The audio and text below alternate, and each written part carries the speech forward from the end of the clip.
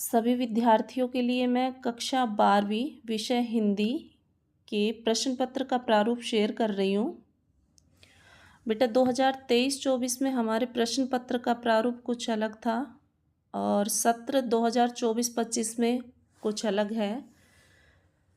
2023-24 में हमारे 40 अंक के बहुविकल्पीय प्रश्न आते थे, लेकिन अभी 2024-25 में हमारे 16 अंक के ही बहुविकल्पीय प्रश्न आएंगे।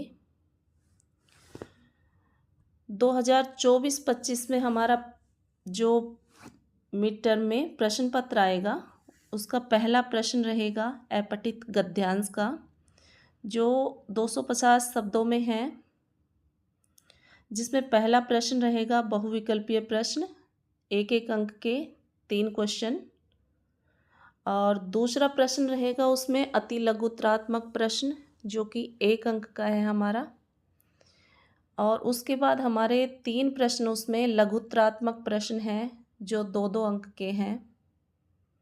ये हमारा अपठित गद्यांश है जो कि हमारा टोटल 10 अंक का आता है। इसके बाद हमारा दूसरा क्वेश्चन है अपठित पद्यांश, लगभग 100 शब्दों में होता है। इसमें भी पहला प्रश्न रहेगा बहुविकल्पीय प्रश्न जो 3 अंक का है, यानी 3 प्रश्न रहेंगे 1-1 अंक के। इसके बाद हमारा अति लघुत्तरात्मक प्रश्न 1 अंक का एक ही प्रश्न है। इसके बाद है लघुत्तरात्मक प्रश्न, 2 प्रश्न आएंगे इसमें 2-2 अंक के, यानी अपठित पद्यांश हमारा कुल 8 अंक का हो गया। इसके बाद ये हमारा खंड क खत्म है यहीं पे। इसमें अपठित गद्यांश और अपठित पद्यांश 2 ही प्रश्न हैं। इसके बाद हमारा खंड ख शुरू होता है जो कि अव्यक्ति और माध्यम पुस्तक के आधार पर है। इसमें प्रश्न संख्या 3, 4, 5, 6, 7 और 8 है खंड ख में। इसमें हमारा तीसरा क्वेश्चन जो रहेगा अव्यक्ति माध्यम से, इसमें अव्यक्ति और माध्यम पुस्तक के पाठ संख्या 3, 4 और 5 पर आधारित है। इसमें पहला प्रश्न रहेगा अति लघुत्तरात्मक प्रश्न जो कि 1 अंक का है हमारा। इसके बाद दूसरा प्रश्न है इसमें लघुत्तरात्मक, 2 प्रश्न हैं इसमें 2-2 अंक के तीसरे प्रश्न में। इसके बाद हमारा चौथा प्रश्न है अव्यक्ति और माध्यम पुस्तक की पाठ संख्या 3, 4 और 5 पर आधारित, जो लघुत्तरीय प्रश्नों के उत्तर लगभग 60 शब्दों में देने हैं बच्चों को, जिसमें 2 क्वेश्चन रहेंगे 3-3 अंक के। इसके बाद हमारा 5वां क्वेश्चन है,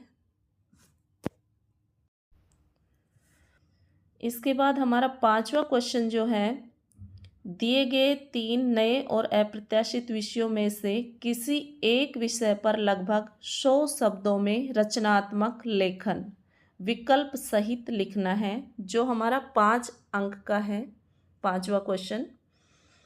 इसके बाद हमारा 6ठा क्वेश्चन जो है अव्यक्ति और माध्यम पुस्तक के पाठ संख्या 6, 7 और 8 पर आधारित किन्हीं 2 प्रश्नों के उत्तर लगभग 60 शब्दों में विकल्प सहित देने हैं हमें, जिसमें 3 प्रश्न हैं हमारे, 2 प्रश्न हैं हमारे 3 अंक के, यानी टोटल हमारे 6 अंक हो गए। इसके बाद हमारा खंड ख समाप्त होता है जिसमें 3, 4, 5 और 6 प्रश्न आएंगे। इसके बाद हमारा खंड ग अंतरा भाग 1 और अंतराल भाग 2 से पाठ्य पुस्तकों के आधार पर।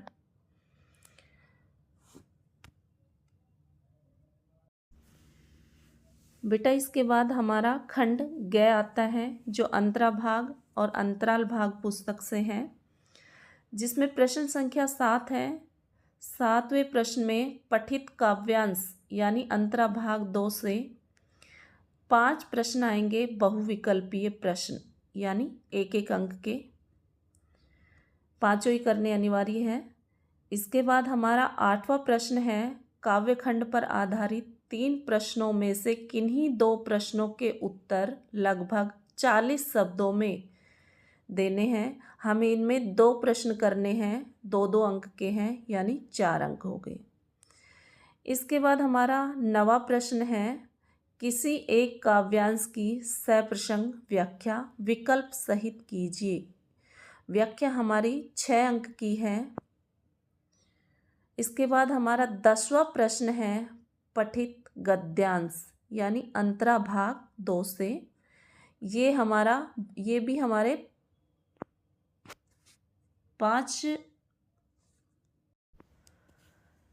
10वां प्रश्न है बेटा हमारा, पठित गद्यांश अंतरा भाग 2 से। ये हमारे 5 अंक के 5 प्रश्न हैं, बहुविकल्पीय। इसके बाद हमारा 11वां प्रश्न है, गद्य खंड पर आधारित 3 प्रश्नों में से किन्हीं 2 प्रश्नों के उत्तर लगभग 40 शब्दों में देने हैं हमें, जो 2-2 अंक के हैं, 4 अंक हो गए टोटल। इसके बाद हमारा प्रश्न संख्या 12 है, किसी एक गद्यांश की सप्रसंग व्याख्या कीजिए विकल्प सहित, जो कि हमारी 6 अंक की है। व्याख्या हमारी गद्य और पद से 6-6 अंक की आएगी। इसके बाद हमारा प्रश्न संख्या 13 है, अंतराल भाग 2 के पठित पाठों के आधार पर 3 प्रश्नों में से किन्हीं 2 प्रश्नों के उत्तर लगभग 100 शब्दों में दीजिए। यानी हमारे 5-5 अंक के 2 प्रश्न आएंगे, 10 अंक हो गए हमारे टोटल। दीर्घ उत्तरीय प्रश्न आएंगे, ये सभी प्रश्न करने अनिवार्य है बेटा। और उससे अब की बार हमारे प्रश्न पत्र में 13 प्रश्न हैं। पहले 2023-24 में हमारे 14 प्रश्न आते थे, लेकिन अब की बार हमारे 13 ही प्रश्न हैं। ये हमारे प्रश्न पत्र का प्रारूप है। सभी बच्चे इसे ध्यान से एक बार सुने और पढ़ें।